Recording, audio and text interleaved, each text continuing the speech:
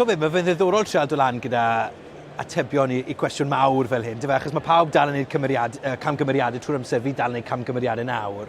Ond fi'n credu be bydden ni wedi hoffi gwybod pan o'n i'n 11 yn graddio, i gymharu beth fi'n gwybod nawr, yw ddim i becso gormod amdano yr end goal, y diwedd y daith, ond yn hytrach canolbwyntio ar y cam nesaf a trial mwynhau y foment, achos mae bywyd yn mynd yn gyflym, a ni yn ymal iawn yn gallu anghofio i fwynhau bywyd wrth i ddim mynd yn ei flaen, achos bod ni'n becso am y diwedd. Wel, os ni'n mwynhau y daith a canolbwyntio ar y cam nesaf, bydd y diwedd yn edrych ar ôl i hunan a bydd popeth yn iawn. So, yn sicr byddwn ni moyn gwybod hwnna.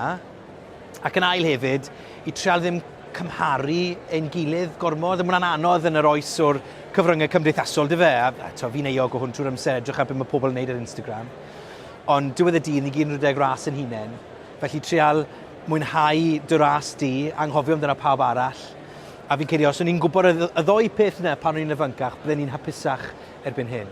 Wel, mae llwyth atgofion dy fi, so allan ni fod mewn spel fach. Fi'n cofio, oedd 8 o'n i'n byw yn 28 Llanbleddion Gardens, nôl yn y dydd, a dysgu lot wrth, dysgu sut i fyw, dy fe, sut i coginio, oedd edrych ar y geg yna, oedd yn tipyn o stad yno fe.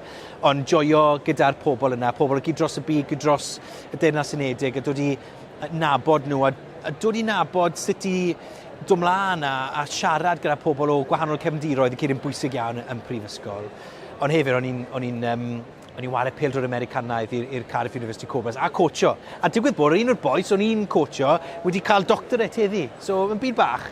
A ni wrth y modd yn wario gyda'r tîm. Llwyth o atgofion, ond yn sicr, oedd y gradd yn bwysig, ond oedd y pobl yn bwysicach, fi'n credu.